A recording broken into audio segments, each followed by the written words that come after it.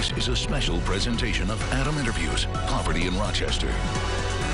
There's no silver bullet, no one solution to poverty. That's the message from the folks involved in this organizational phase of our MAPI. That's why you see a bundle of programs funded by a lot of state, local, and private money starting to take shape, each designed to reach specific groups and provide specific help.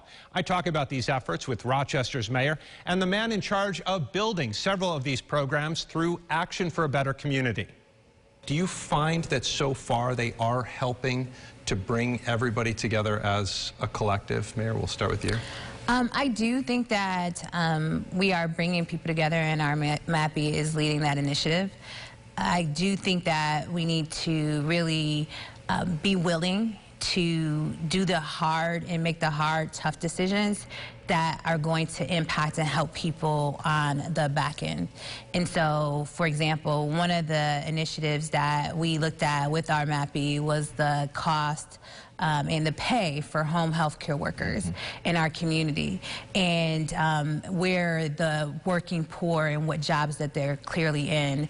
And home health care is one of those positions in jobs. And on that note, it does seem through all these programs, the undercurrent that I saw was this notion that a lot of people can't rise from poverty by themselves. No, there's a myth that everybody starts from the same place and has the same opportunity. So there's some systematic things that the mayor just mentioned, just the wage structure for people who are doing the kind of work that many people don't want to do, but we're paying them, less than a livable wage.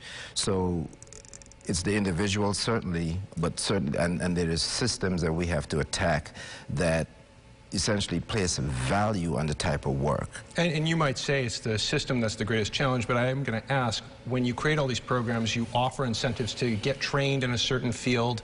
What has been the biggest obstacle that you've seen in trying to get people out there and working? It's really scaling up, because at the end of the day, we have different programs, and in the past, it hasn't been really about the results. So one of the programs that we work with is Rejob, and of course, a Young Adults Manufacturing Training Employment Program, which our MAPI is also funding. But it started with a partnership between the city of Rochester and a manufacturing company, and them saying, listen, I can't find workers. I really want to help with this issue. And, with basic skills, and then be able to move them up. And so when you have 10 to 15 people that you can do that with, now when you talk about, hundreds, thousands of people, it's how do you accommodate the need? When you talk about the large scale, do you see the desire on a large scale of people who want to walk up that entire stairway? Oh, absolutely, absolutely. We service hundreds, thousands of people on an annual basis, and I've never talked to anybody who said, no, I don't want to be poor. Where we come in working in conjunction with our MAPI and other community partners, is to make sure that those pathways are known, one, and then we remove the barriers from them so that they can access the various things that are affordable, that are there for them. At the same time I say that, I want to caution with time, because we didn't get here last week, last month, or last decade. So all the evidence and the best practices that we've seen, it takes a good 5 to 10 years to move and make sustainable change when it comes to poverty. One of the goals in the first 5 years is just to get everybody on the same page and moving in the same direction. Right. One of the things I hear when I talk to people is everybody kind of works in a silo, and it's kind of tough to, in meetings even, to get everybody to agree. Have you found that to be the case? It's very tough everybody wants change. Nobody really wants to go through the process of change. And so when you think about what do we have to change in our mindset to say that it's truly not about me and my particular organization, it's about we, and what do we need to do on behalf of our community to make sure that everyone gets the opportunity to succeed in life. Are you starting to see the ships turn at all?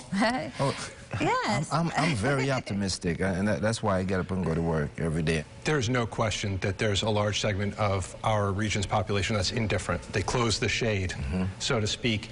There are those, though, who are skeptical because they don't want all that money to be for naught, to be spent and to see no result. How do you address the skepticism that's out there?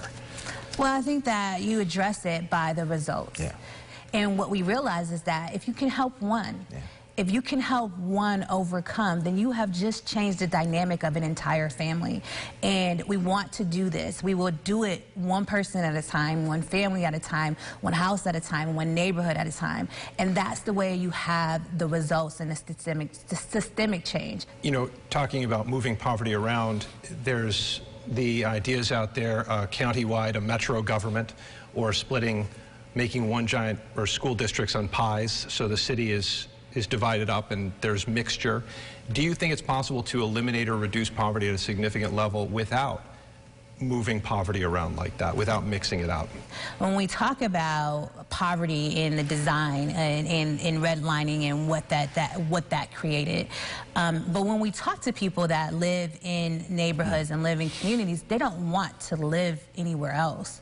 They want their neighborhood to be the best neighborhood that it can be, right? They want their school to be the best school that it could be. They want the opportunity to succeed right where they're at. And that's what we have typically tried to get people to understand. Oh, well, if we move you someplace else, therefore you will do better. But what happens? In the end, it doesn't solve the issue.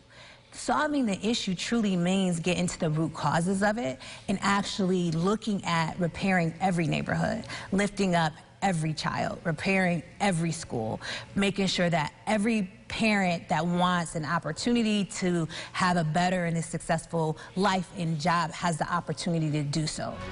Coming up, in our last interview, we ask how we can help keep people who have climbed out of poverty from slipping back in.